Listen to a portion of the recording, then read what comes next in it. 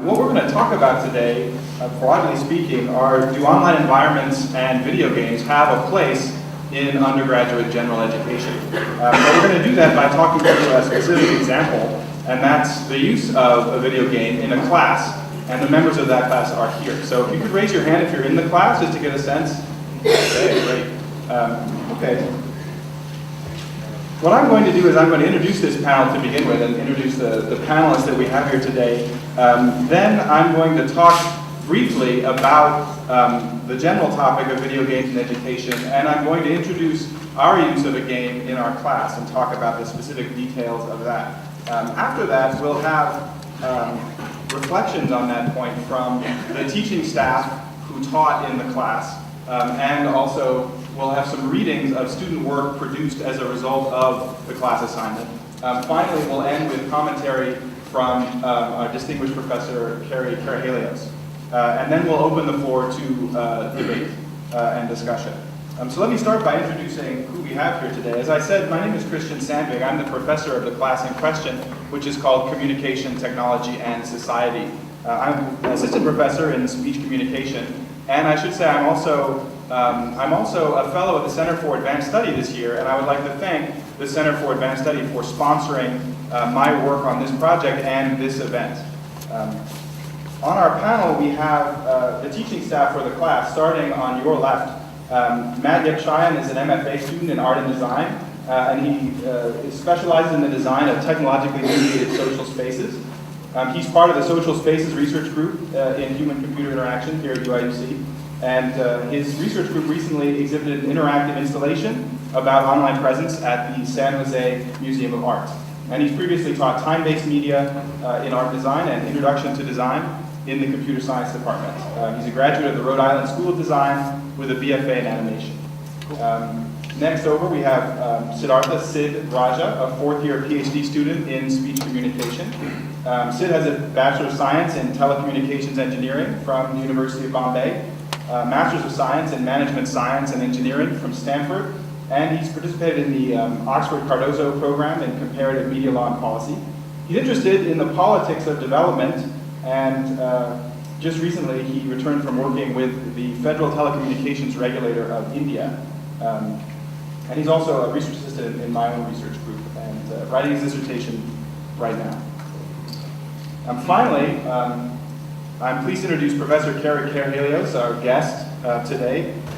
Carrie is Assistant Professor of Computer Science and an internationally known expert on the design of online environments. She directs the Social Spaces Group that I mentioned earlier in reference to Matt. She recently won the prestigious National Science Foundation Early Career Development Award, and she holds a PhD in Media Arts and Sciences from the Media Lab at the Massachusetts Institute of Technology. Her previous work includes, to name one example, the design of systems that teach children with autism. So what I'd like to do now is to simply introduce our broad topic of do online environments and video games have a place in general education by talking a little bit about how we came to this. This will be a little bit boring for the people in the class because they already know some of this, but hold on. We need this to help get the other people situated. So to start off with, there are a number of occasions where we might already encounter video games and online environments in undergraduate education. Just to name some of the most common examples, a number of programs are now experimenting with distance learning using online environments. In our class, we've talked about Second Life in that way, and I know there have been some experiments on this campus with Second Life. Similarly, some people use simulation in undergraduate education via video games as a method of reinforcement. So here on this campus we have a simulation called Smog City that's used in atmospheric science. And the idea there is that there's an educational software component to a class that directly reinforces the course material. So the goal is to play the simulation and learn the models that drive the simulation. We also have simulation as a research method on this campus and elsewhere. So for example, statistics courses might use Monte Carlo, economics might use Sugarscape, computer science might use Peekaboo. So I just want to mention these in order to situate what we're doing, and that's actually quite different. What we're doing in this class, you might think of as critical use of a simulation.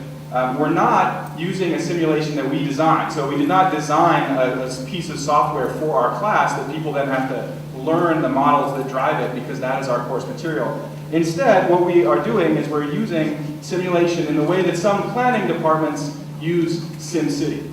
So for example, European planning departments often assign SimCity, the popular video game, in order to teach people the foolishness of American assumptions about city planning. So they read the game as something you can pick apart, not as a correct model of how to build a city.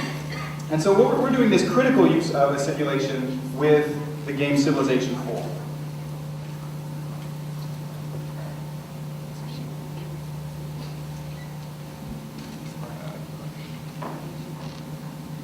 Yeah, it's all right if it's a little faint. We'll get to that in a second.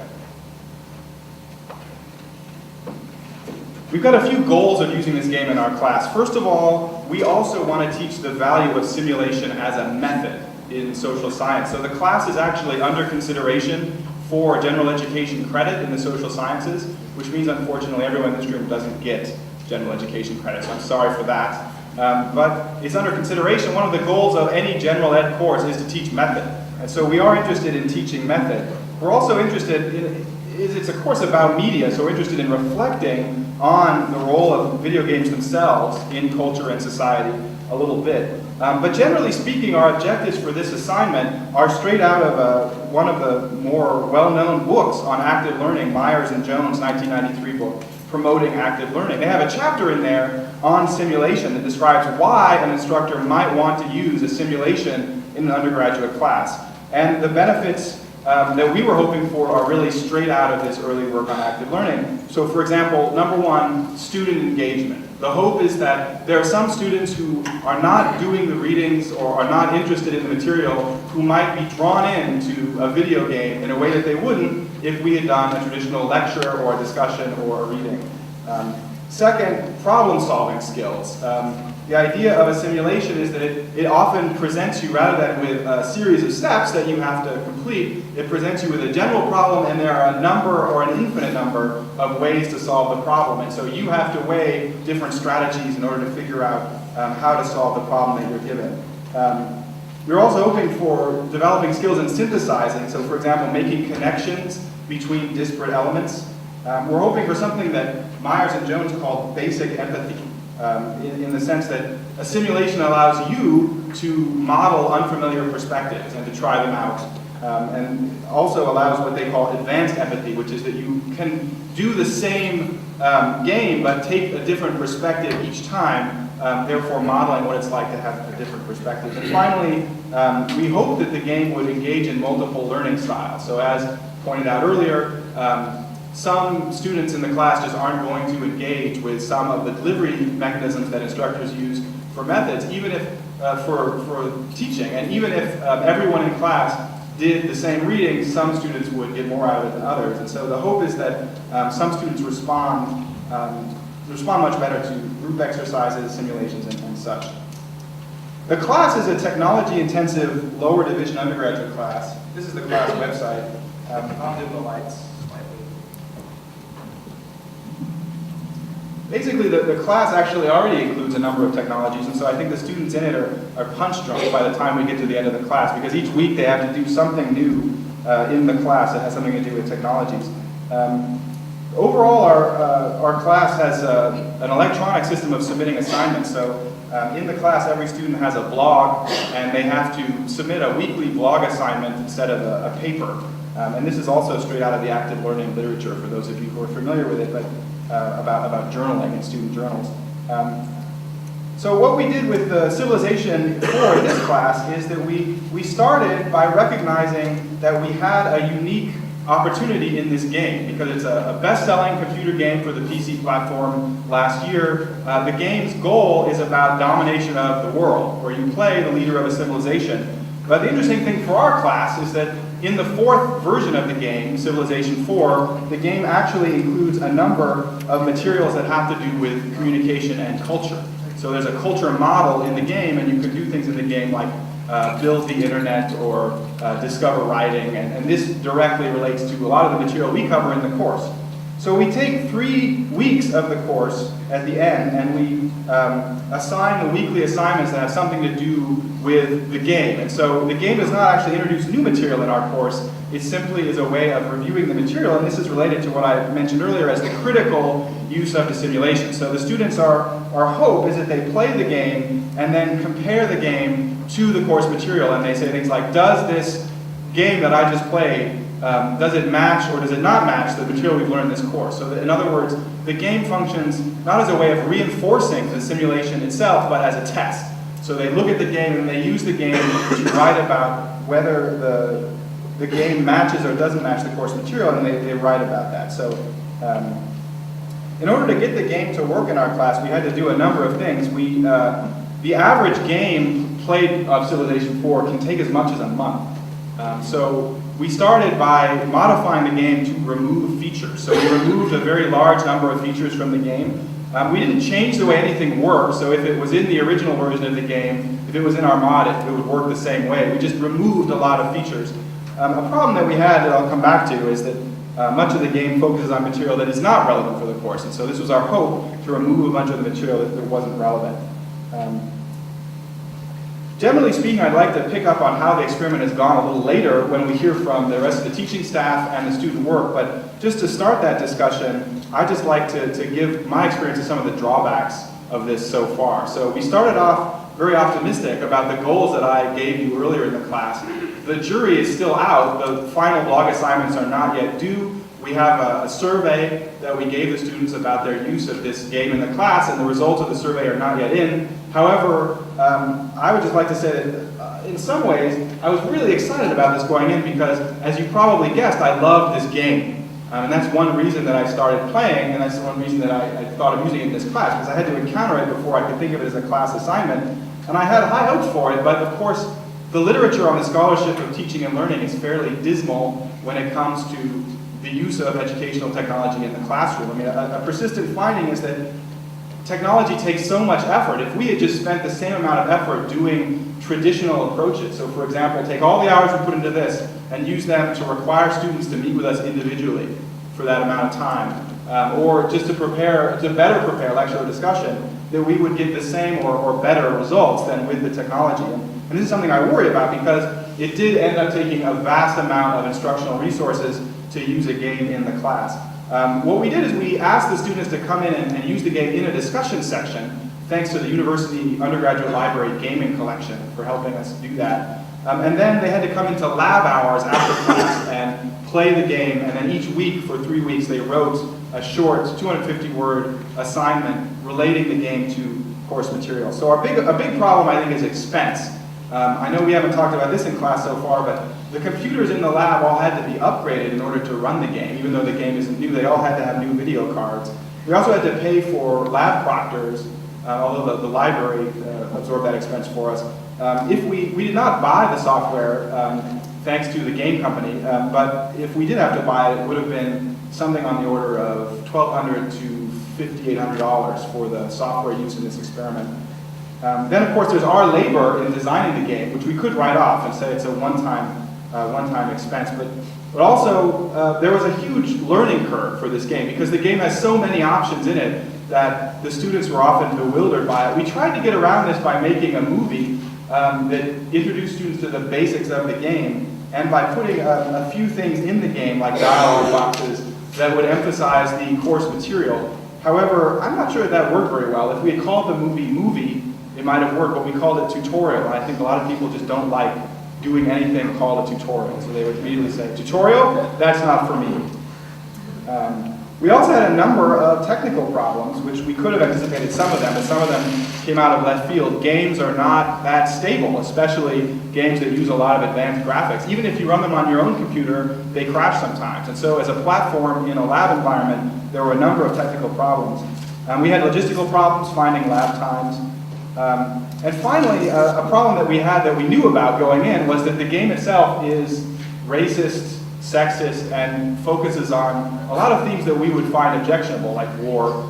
So just to give you one example of the many examples, some of these pointed out by students, there are portrayals of world leaders in the game, and the world leaders from Western civilizations that are more familiar to our standard American audiences, look somewhat like portraiture. They don't look that caricatured, and this is my reading of it anyway. Whereas the farther away you go from Western familiar leaders, the more the characters look extremely caricatured and strange. So for example, many of the female leaders are highly sexualized. This is Catherine the Great of Russia. Of course, there are historical reasons why she would flirt with you the way that this is, I guess, but still it's a strange way to teach historical material. Similarly, figures from other cultures just look sometimes downright bizarre. I think Gandhi looks like E.T. was a comment that we got from the class. And there are a number of other things in the game that are worse, that were largely avoided not because we took them out, but because our mod didn't focus on them. So for example, the treatment of indigenous people in the early part of the game is really amazing, because whenever your civilization encounters an indigenous group, the indigenous group, quote, volunteers to join your tribe. Which is an interesting reading of history.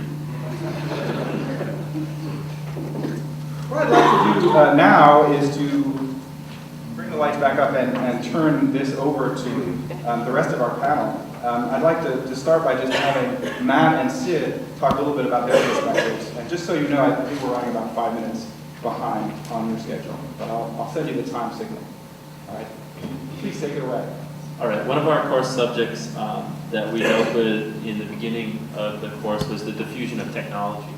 And in the classroom, I can remember, I'm 30, and I can remember in elementary school we had 16mm films. Then when I believe the Challenger went up, we all watched that live on television, and then films became part of education, and it became standard to include film and television, just as you would include a field trip into the day-to-day. In the beginning of this assignment, and maybe it ties in with the sort of students' anticipation for the learning curve, towards the learning curve, was a resistance to this game. Why are we playing a video game? I'm not going to get anything out of this. Why is this important? What does this have to do with anything? And because it's not an easy game just to sort of jump into, and it's not intuitive at first. You have to play numerous rounds of the game before you sort of can get a handle of what's going on, and you develop sort of some intuition towards your decisions, towards your actions within the game. The best thing about being a PhD student for me with Christian is that we both like the same games. And we're both big fans of Civilization 4, and when we started using this in class, the expectation I think that we had in common was that students would respond positively, that there would be a fun element in playing this game that would help them understand some of their readings and class material. Unfortunately, what we found was, at least from observations that we had in sort of lecture and from the reactions that we got, was that this was not seen as play, but it was seen as work. And that's a little unfortunate because personally I believe this game is very enjoyable. It was also a bestseller in 2005, so you would expect that a large number of students would react positively to this game given its sales record. And one way in which this manifested itself was that the amount of time that was spent was seen as a problem. We did a survey before we started playing the game, and one of the questions on there was, how much time do you expect to dedicate to playing this game for the class? And the most common answers range between 2 and 5 hours a week, which is reasonable, but not as much as you might expect college kids to spend on playing video games. And especially in terms of student engagement, we thought that the game did not replace the readings.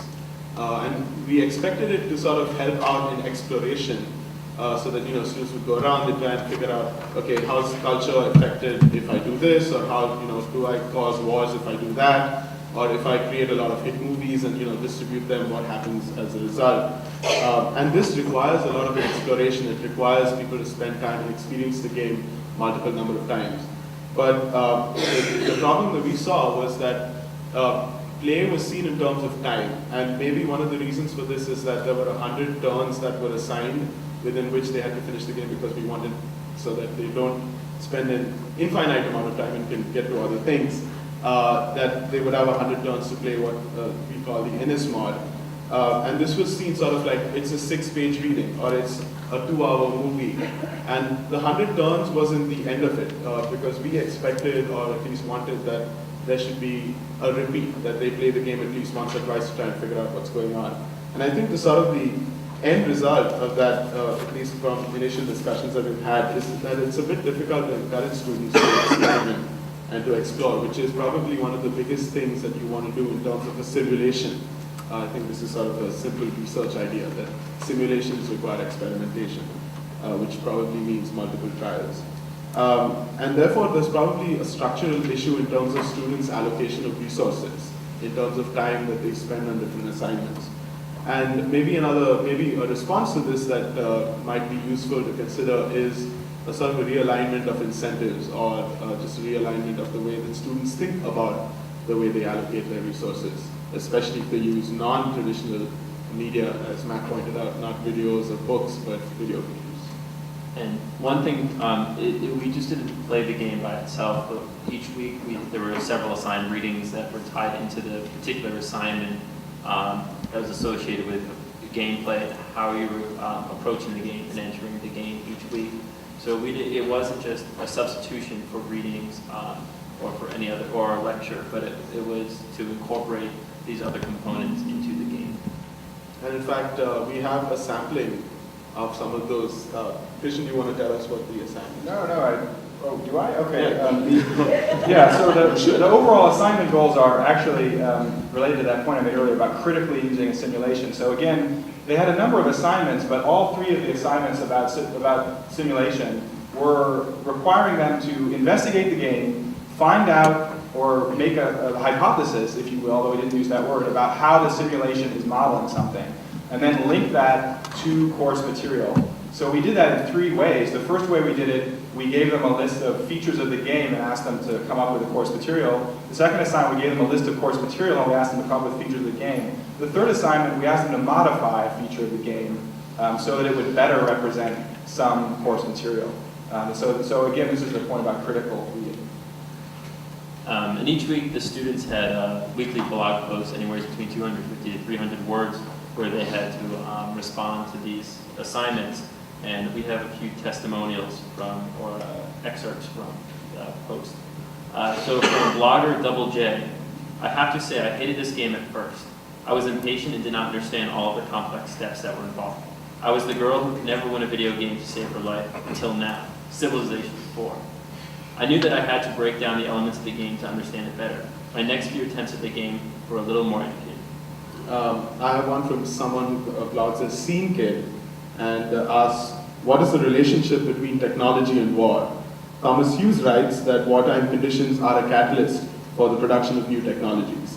Is war the shortcut to cultural domination? And on similar lines, Pseudonym says, Hughes says that governments are far more willing to spend money on infrastructure if it will help to win a war. I declared war on Genghis Khan. Hughes also notes in his essay that after wars end, civilizations try to keep up the pace of developing and implementing technologies. I could not test this in the game, as I was still at war when I ran out of time. That, of course, referring to those 100 turns that they had. From blogger Brown Nuts. Great artists and great works of art function to promote the cultural aspects of my country, as well as increase my cultural points and international influence. In order for my country to create great artists and great works of art, I had to build a theater, a broadcast tower, the Globe Theater, and Hermitage. Once I built these great artists such as Thespis, Valmiki, Kalidas, they were born. These great artists then created great works of art and thus dramatically increased my cultural points, cultural influence, political influence, overall happiness among my population, and expanded my borders. The way this game depicts the numerous roles great artists and great works of art play supports Richard Dyer's arguments. And I have two which talk about rock and roll. One from WAG says, after a lot of early confusion as to what to do and when, I slowly began to understand a little more each time.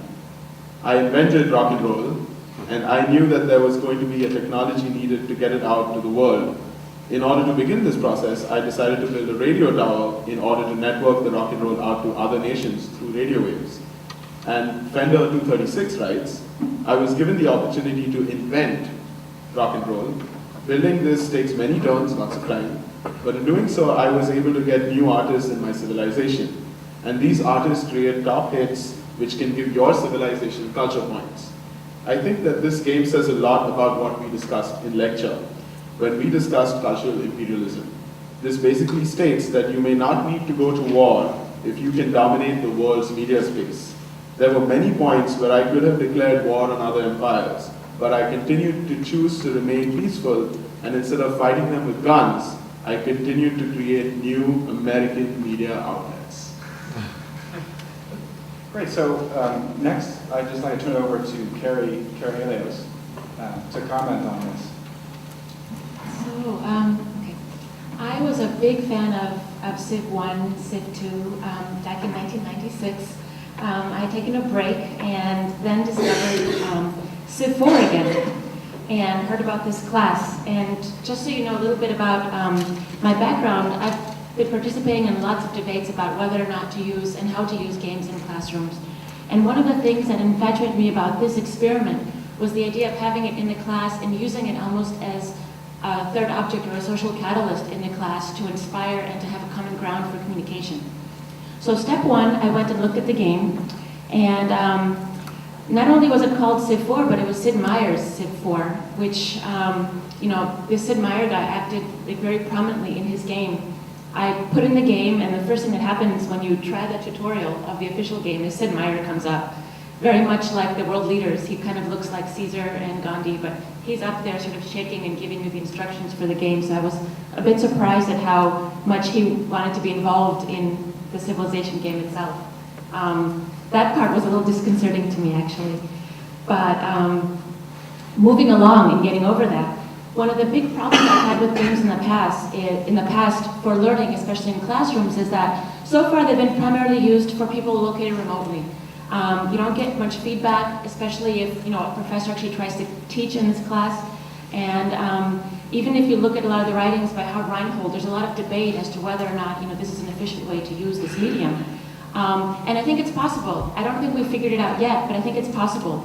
The potential of this course here, like I said earlier, and I want to restate, is that essentially you can use this game as a catalyst. The class also meets face-to-face, so even though you can start wars with people that you are fighting with, I don't know to what extent you've played the multiplayer versions, or when you talk about wars, you're fighting the computer itself. You guys want to answer that? Yeah, we did play the multiplayer once. You did? Yeah. Okay. We had a technical error in one of the sections also with multiplayer. Okay. So when I was playing the game, I was playing the computer. A lot of what I want to know is what it feels like to fight against your classmates versus, to fight against the computer, which is very inanimate. But the benefit of using something like this in a classroom is, one, you have everybody using the same game, everybody participating in the same environment, and then also meeting face-to-face and discussing this game. The more you play this game, especially with the steep learning curve, which I discovered the very first week, people were laughing when I told them I was playing this game because I wanted to become more familiar and have something to talk about, and they were like, yeah, you're doing research by playing a game. They were kind of laughing, but it was not easy to catch up in the beginning. There's a very, very steep learning curve. So the more investment you put into the game of this shared object, I believe that the more close you feel to your classmates, and in many ways, like the Csikszentmihalyi, the investment into this psychic energy, he calls it, this physical object. In this case, it's more of a virtual object that people come together with. So I believe in the long term, the class probably became more connected as a whole, and having something to talk about, I think makes a huge difference. If I give a class a book to read and say, please have this book read in 1 week, I suspect fewer people will have read the book than would have at least tried to play the game, especially with the assignments given. With the simulation, I had a big problem. One, because there's lots of different scenarios you can get socially from a macro versus a micro level. Even when you play SimCity, you know that if you raise taxes, certain things happen, but you still don't know what happens between two people, and the game doesn't really focus on that, and focuses on clusters of people at a time. You don't really ever get to see what happens as a relationship between two people form.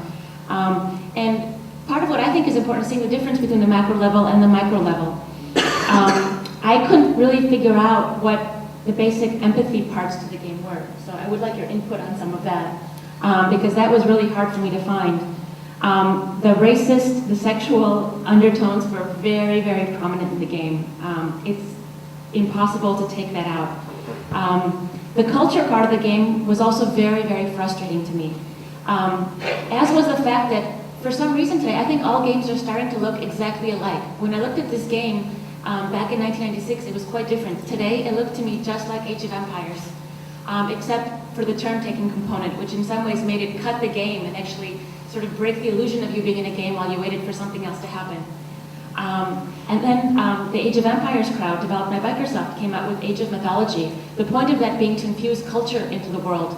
But instead what that did is it sort of, you know, made mockery of religion, and you have to get through this religious phase before you can get culture. And I felt in this game that culture was too predefined. You can have radio, you can have the internet. I actually never got to the stage beyond what I know. It would be nice to actually get to the point when you could invent something new.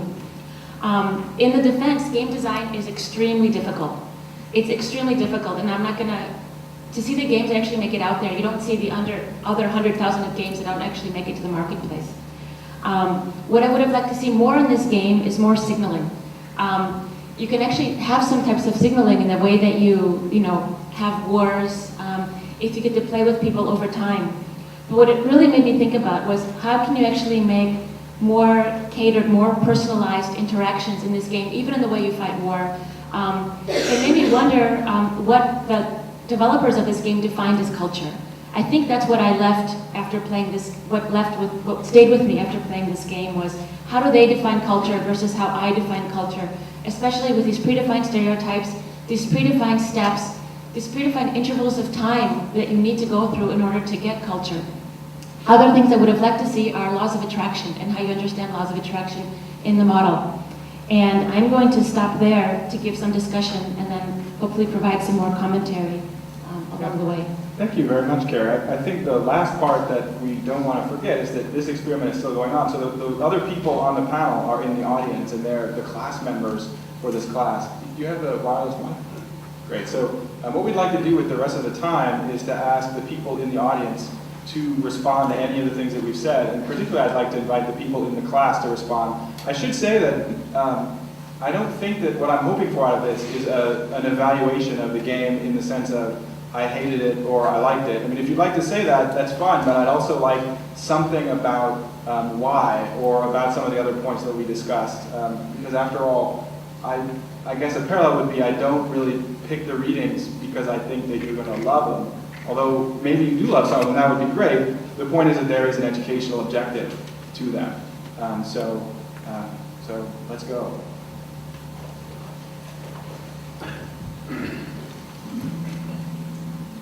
Mark.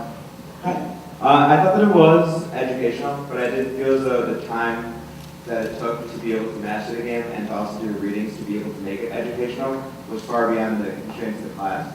So I guess like the main thing to keep in mind is that it's an undergraduate course, like not under numbers of the spectrum. So it kind of was a time over, if you had an upper level class that was giving you more work, you could kind of weigh your options as to where you're going to spend your time. So to be able to do the game and the required readings to make the game make sense in the educational contents of the class was almost a little bit too much for a lot of us to handle. Let's get some more comments.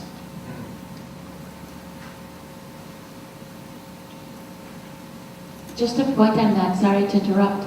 I think in many ways it would be interesting if you compared it with different types of games, ones that had a faster learning curve. So I think what you said in itself is actually a fascinating outcome of this, in the sense that the steep learning curve in the beginning made it a bit harder to play. If this had been a different game, you know, or a flight simulator, or something that you could pick up right away, would you have had the same effect? Maybe it would have been less interesting later on once you've mastered everything and had nothing else to talk about. But the idea of the specific game itself, but also the idea that time is such a big factor in all of this. And even the time it took for you to get to the stage in your academic career also. And if I could also just add a little bit to that, while I do agree, in fact I said something very similar when I spoke a few minutes ago. At the same time, just from personal experience, I think this game is a lot easier than most other games, because I remember trying to master Halo, and I was really bad at it, because you have to know how to shoot and jump and climb and skip and do whatever else, all at the same time. Whereas in this game, it's more like, I want this guy to do this, and then he goes does it for you. So it's more about a process as opposed to individual character movements. So from a dexterity point of view, it's a lot easier to learn in some way. You might agree with that. and sort of that balances out just to add a little nuance probably. Well, let's, I mean, a point to make that we shouldn't overlook is that you didn't have to be good at the game. That was not a class requirement. In fact, some of the good assignments were not from people who won the game, so that was decoupled from the assignments. But I'd like to hear more from the class members. Don't embarrass me. Let's have some hands. We know a lot of our opinions. I think the game as a social catalyst was a really interesting point, and I would have, as far as playing multiplayer, just sort of experience from that happening. It seemed like a lot of problems with that were a lot of the issues you mentioned, like technically, we had problems in section the first time when we tried to play multiplayer, and then some other problems with sort of all that. I don't feel like we ever reached that point as a class, just because if you play multiplayer before you really get the mastery of the game, then you're sort of sitting there and people are waiting for you to take your turn. And it's kind of, you feel like you're rushed and you have to make a decision quickly, not really think about what you're doing, and sort of move ahead before they can sort of take their turn, and you feel like you're making them wait. And so there were some problems also with the timing, the way we only went at certain times. If you went and there really weren't a lot of other people there was only one or two and they had already started, there really was no opportunity to sort of set up the multiplayer and get that going. But it would have been nice to sort of reach that point, I think. If I could just say, Let's get a couple more comments from the students, really. Okay. I think a lot of it, personally for me, has to do with the placement of the game and the curriculum being at the end. When we were so used to just having readings and blogs, and all of a sudden the introduction of something new within the last 3 weeks of school also was kind of difficult in the sense that we had to, go to the library and the lab hours. And if we were introduced to that concept of playing the game earlier in the course, I feel like we wouldn't have had such negative effects. That's just my personal take. I think that this game probably would have been better in like an upper level class rather than a 1-on-9 level, because there's too many different groups of people here. Like there were too many assumptions that I personally don't know anything about video games. I've never played them in my entire life, and I was kind of thrown to the wolves with the game. So maybe in the upper level class where there's more like a specific mindset of the student representative versus majors and groups of people in age group, it probably would have been more beneficial for at least me learning and a couple of people joining the class.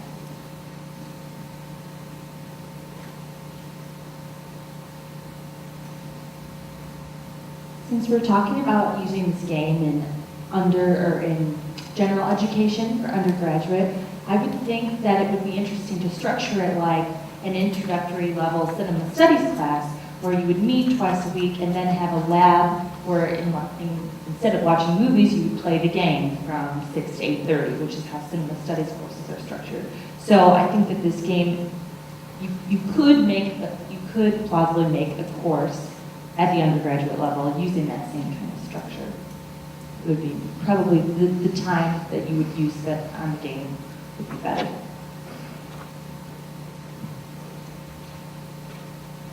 There was a couple of hands, yeah. You mentioned how it was you use video games as an alternative for students who have difficulties engaging in regular readings and whatnot, but I found I had difficulty engaging in the video game. It was especially difficult to locate the relevant information for the class. I don't have much experience with video games, so I didn't know exactly where to look in the game. When I read something, I have skills already that teach me that help me in locating the important information in a reading or in a film, but I don't have those skills for a video game. One of the points I should make, I think, before we go on is just that one of our goals of this session is to decide if we'll ever do this again.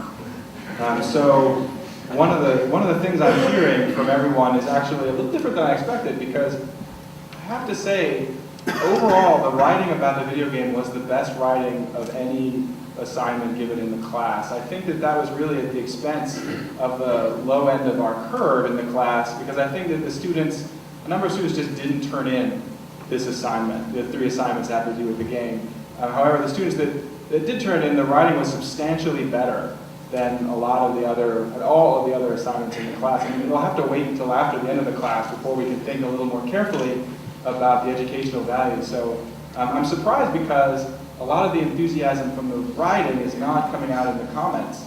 So that may be just that it's not, you don't feel comfortable saying these kinds of things. So. I think though that, it sounds to me like the comments that I'm hearing are all fixable kinds of things, that they're giving you suggestions. You should probably identify yourself as not a member of the class. I'm sorry, I'm not a member of the class. Although I probably would have liked to have been. But it sounds like, for example, starting the interaction with the video game much earlier in the class so that they have time to grow with it and become comfortable with it before they're actually doing assignments with it and things like that. So I actually think a lot of these comments are more along the lines of ways to improve it. So I'm not hearing of them as negatively maybe as you are, and I just wanted to interject that. I personally have never played video games, but I think that it is a good way to get other people involved, because sometimes everyone does readings for all their classes, and we all have a bunch of assignments to turn in, but playing a video game is something that we don't really do, and it does give people a chance to have their own decisions, like you said. But like she said, it is a steep learning curve for the game, and it was really hard for me to grasp, and I don't think I did grasp it at all. I just eventually just started clicking. So I think that, but just I still don't understand all the purposes of it, but to start it earlier and maybe to, like she said, I think that it is a good aspect of the class. You just need to work with it and maybe explain it better, or just so people don't think it is as hard, because I think that's one of the main complaints, was it was really hard. I'd also like to invite people who aren't in the class to make comments or ask questions, and then we can wrap up as a panel at the end after we gather a few more. Thank you for running that. I found this game was very informative. I think that people would get a little bit more out of it if we had a little bit more of an introduction. And I think when you introduce a new technology such as the game in learning, we're so used to, like I said, going to class, going to lecture, taking notes, doing reading, and that's it. When you introduce something as almost a radical idea, we're going to learn the class or learn aspects of class by playing the game. I think people were taking a little bit of that, and I think we're sort of thrust into it, like I said, the last 3 weeks of the course. But I think with the proper introduction, maybe going through the game once or twice during one of the lecture sections, so everybody is sort of on the same page going into the game. Oh, this is what we're going to do. This is sort of what we're going to be learning through the game. I think people are going to have a lot better taste about when they leave the course. Say, well, the game was interesting. It was a little bit difficult first, but I understood it at the end, and I got a lot out of it. I was just going to say, I noticed that I think that a lot of the difficulties that students have, playing the game, had to do with our different experiences. Not all of us have had backgrounds in gaming or anything like that. We played Smash Brothers or something, but nothing like a game where you had to employ culture and things like that. But I think one of the important things is that the game did force us to go out of our comfort zone, and I think anytime you introduce a new technology or a new aspect or a new form of teaching, method of teaching, it's going to face some resistance, like you said, but I think that over time, even just with me doing blogs, if I played it more often, it did take more time and that was hard, but it did end up having me understand a little bit more of the concepts of the class, so consequently the blogs turned out to be better. I did see that. So. Thank you very much. I think we do have to end on time, so I'm going to ask the panel to wrap up. If there are any comments you'd like to make. Well, one thing that I was very curious about, and I would like to pose as a question to the students maybe at the end afterwards, is this notion of revelation. Like when you played the game and you tried to discover the model of civilization, what was this exploration? What was this notion of discovery like when you did come up with a theory and then try to test it? Because I think that's very valuable. For me, what made me very excited about this class was all the stories that people wrote about it afterwards. So in that sense, I see it as a big success in that you have people write these amazing commentaries, these amazing stories, and this whole experience of the class turns into this narrative where people talk about their discovery of rock and roll, where they talk about, you know, their discovery of the internet or radio. So I think in that respect, this building people together, I think, was fascinating. On a different note, I was just wondering how united the class felt after taking this class. There are some studies that show that people bond together over dislikes rather than likes much more. And just curiosity is that maybe the fact that everybody was frustrated, maybe it brought everybody more together. They've been through the war. And just a few other questions that I just am pondering right now is, were some people in the class sort of like the ones you'd go to for help? Or did you get to know people in the class more based on experiences by playing this game and get to know your classmates better? Because I think in that respect, no matter what game you play, you have the benefit of also having face-to-face time as well as having this virtual time playing this game. And I think that's an opportunity you don't get in many of these experiments with using games in education. So I guess to summarize my point and then hand off the conversation, I think the reflection is probably one of the biggest deliverables you'll have of this game. Again, I would like to know a little bit more about the process of discovery and the models of culture that you came up with. And again, just this notion of connection in the classroom. One observation I want to make very quickly is that we proctored numerous lab hours, and there was a consistent group of students, most of them here right now, who were there, and the lab hours ran in 3-hour chunks, and they were there from the moment the lab opened until it closed. And they were also the students who were most likely to help other students. If there was only one of us in the lab, that it didn't perform as a local social catalyst, that people helped each other, people talked about it. There was also an increase, I think, in the discussion, at least one-on-one, with blog assignments, where previously students didn't approach you to talk about as often about an assignment that they might not understand, or you could sort of reiterate that same assignment 10, 15 times. And I thought that was, as sort of the TA's perspective, it was an interesting component that wasn't present in the previous design. Sid, you have 1 sentence. Yes, I actually do in my 1 sentence. Excuse me. My 1 sentence is that, just as Gary said, there was a tremendous improvement over time in the positive reactions. Initially, people didn't like it, but at the end of it, they did. And I think we're seeing some of that in the reactions today. Thank you very much.